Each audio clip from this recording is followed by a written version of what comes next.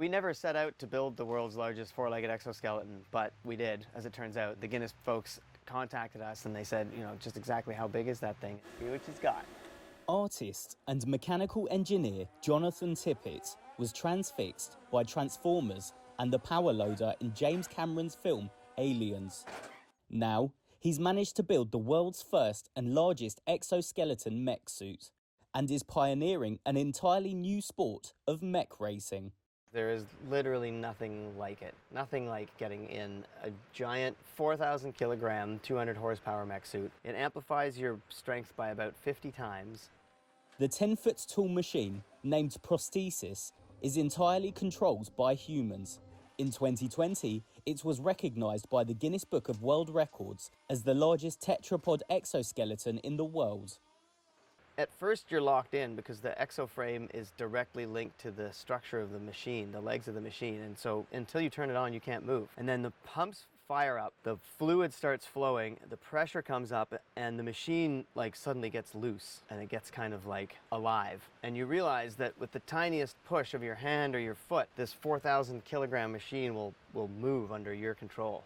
Tippett and his team partners with technology company Furion to complete the Prosthesis exoskeleton in early 2017. He also founded Exosapien Technologies. The Vancouver-based company continues to develop the technology and is building a global mech racing league. The sport involves 5 or 6 pro athletes operating mech suits, going shoulder to shoulder on huge, complex technical race courses, pushing things out of the way, overcoming obstacles, and solving giant physical puzzles.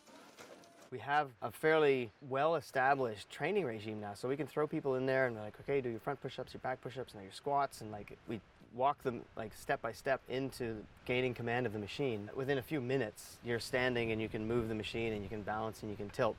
Tippett says the technology and cost to create the mech suits are still high, but says the second generation of mech suits will be much cheaper than the first.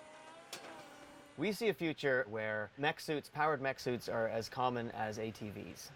You can go out and buy one for sort of $50,000 to $80,000. There's industrial ones that are maybe $100,000, $150,000 that are ruggedized and more powerful and longer lasting. You could use them in all sorts of applications: mining, agriculture, search and rescue, disaster response, forestry. The sky's the limit.